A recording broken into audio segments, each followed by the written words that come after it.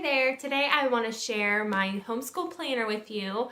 I recently received my 2022-2023 homeschool planner, and I wanted to share it with you, share a little flip through so you can see what's inside, how it helps me plan. And also I'm going to share my current planner, and it is the same planner as the one that I ordered. I'm going to share with you why it works so well for me and why I ordered it again and how I use it and how I plan, what I use in it, what I don't use, but still let you know what's available. And I hope that this can help you make the decision if you're looking into this planner. That way you know what's inside and what to expect. Hey, I'm Lindsay and welcome to One Praying Mama. My desire with this channel is just to encourage you, let you know you're not alone, and maybe help you along this journey of homeschooling our kids and raising them to love and follow God. Okay, so this is the planner. It is called A Simple Plan for the Homeschooling Family, and it is by Mardel. So I will leave a link for that in the description. It has a pocket on the inside, and it has a pocket also on the back inside panel. So it starts off with general info, and all of the dividers, all the pages that divide in this are just so beautiful. Last year's, or my current planner, had some really pretty pages, and this one does too. So it starts off with general info, and it kind of tells you what's included in the planner. It's got yearly, monthly, and weekly calendars to help with planning. It has student plans where you can plan each of your students and their curriculums, make the yearly plan for that. It has monthly planning pages, weekly assignment planning, that you can lay out. You can lay out your lesson plans and such, student records, attendance logs, things like that, and some extras that I'll show you. It has a scripture here. This is the page, you put your info in of who it belongs to in case you were to lose it. And this is a page for info about your children. And I thought that was neat because I figure I will probably keep my planners just for, to keep my records kind of. And I thought it would be cool to have each child and just their interests and stuff from year to year, and something that we can keep and look back on if we want to. Okay, these are sample pages. It kind of shows you how it is set up and how they intend for you to use it. Or, just different ways that you can use it. And I'll show you their samples. So each student, there's room for 6 students in this planner. And for each student, there will be a weekly schedule that you can fill out to kind of, give their schedule each from day to day. I did not use that. And then here is, with each student's schedule, they'll have a few pages to schedule each subject for the year. And that's something I'll show you I started to use. But at the beginning of each month, you'll have an overview page with things to accomplish, special activities, websites, prayer requests and answers, a reading list, and supplies you need. And sometimes I use these, sometimes I didn't really need to use them. Here is a monthly calendar. Each month has a monthly calendar followed by the weekly calendar. And this is what I use. This shows, each day is across the top there, and then they have it listed as subjects that go down the side. And then they have each child's initials in each subject, that kind of thing. I use it a little differently, and I'll show you how I did that. And here is a curriculum tracker that's in the back. So here are your planning pages. You have a yearly view calendar right here. I used this to plan like when we would start, when we would take our breaks, and our approximate end date. And I was very flexible in this. I knew that homeschooling provides a lot more flexibility than a public school, so I set a plan, and we didn't always adhere to it, and it was fine. Sometimes we schooled on days that we planned on taking off, or sometimes we took extra days off. But that was just to set up your year. So here are your student schedules. Like I said, we didn't use these. We just kind of fell into our own rhythm. It's a possibility next year that I might utilize this a little more. I might try to bring a few more structured days into our week while still having some more flexible days in there. And then following each student's weekly schedule, you'll have a place to put their yearly overview for their individual subjects. So this is based on a 36-week year, which you could adjust to whatever you needed it to be. So you have 1, 2, 3, 4, 5, 6. You have 6 subjects available to fill out for each student. And this is one of the things that I started to fill this out, but for me it was just more of a, I'm going to keep track weekly and daily of what we do and just get through the curriculum. We didn't stick to, the 1 lesson per week or whatever. That just didn't really work out for us. So you'll have room, like I said, for 6 students for that yearly overview. And then here is July.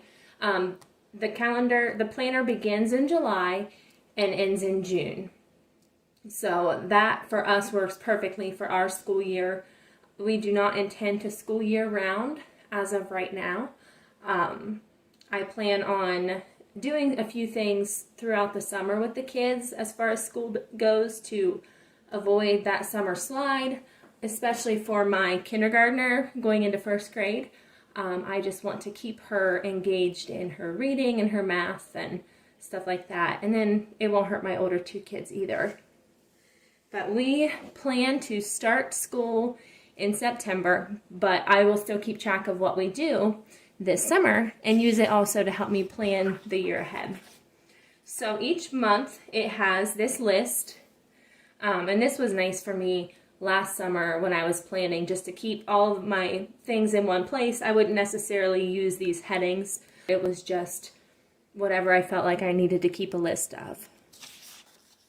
And each month you'll have the monthly calendar and also the weekly calendar. Now, this was the big thing that I was looking for when I looked for a homeschool planner last year, because this has been the way that I have used a planner and a calendar just in my life in general over the last few years. So I like to have a monthly calendar for just our, schedule of things that we have going on through the month, ball practices, music lessons, things like that, church commitments. It's kind of my personal calendar. And then a weekly calendar with our things that we do. They had it broken down into subjects along the side here. But the way I use this, I'll show you a flip through in my other planner. This is our current planner, and I'll flip to, I didn't write their names that week. So I would write my kids' names here, and then family subjects, and then I would just keep track each day of what they did. For example, I just write their subjects in here, and what we did in each subject. Same with family. I keep track of any read alouds that we're reading, verses that we are memorizing, just so I have a record of what we did throughout the year. I try to put on there a reminder to have them practice their music. And typically Thursday is our homeschool group day, and we have music lessons in the afternoon. So we do not typically school on Thursdays. So that is just how I use this. It just kind of made sense to me for my brain just to have each child individually. So you'll have each month the same setup after that. There's a future planning page in the back of each month. It will take you through June 2023. Just like that. And then back here you have some student records. Now, our state does not require like a strict attendance that we keep. We just have to agree to, I believe it's around 900 hours of education. We are in Ohio. So if you do have a state that you have to keep strict attendance records, there is an attendance keeper for up to 6 students that you can just, you know, circle the day or whatever, somehow mark the day that they attend. And in the future, I might use that a little more. I might utilize that just to keep track of like the days that we school. Probably not for each child, but just in general. But like I showed you, that's done pretty thoroughly in my weekly planner, because each day I write down everything that they do. So I can always go back and look at that if I need to. But you know, there's a little way to keep track down here of their totals. And back here is a curriculum tracker. And this is just where you would keep track of each curriculum that you used, the publisher, price, etc. And, you know, that's a nice place to keep track of all of that. I did not, I don't think, fill that out, but I might go back through as we near the end of the school year and I prepare for my evaluation. I might go through and fill all that out just so I have that record written down real handy in my planner. So in the extras tab, they have a grading chart, which I never used, but it's nice to have that. They have some suggested reading, and I love this. They have the salvation plan. And when I was starting to homeschool last year and going through books, we ordered from Christian companies, and it was just such a paradigm shift from the public school. And it was just very beautiful to me to see that, because obviously salvation is the most important thing. It has some suggestions for scriptures to memorize, information for extracurriculars or homeschool group, and stuff like that. And then it has a few note pages in the back. And there's your final pocket folder. So I hope you enjoyed that flip through. I hope that that helped you make the decision, or just helped you know what was inside to see if this is a planner that you're interested in. All the pages are just so beautiful. The artwork is beautiful. And in mine, I also, I just use like a little sticky note usually to divide. I'll stick one up here for my monthly calendar, and I'll put a sticky note on the side to mark which week we're on. But there's some of the artwork.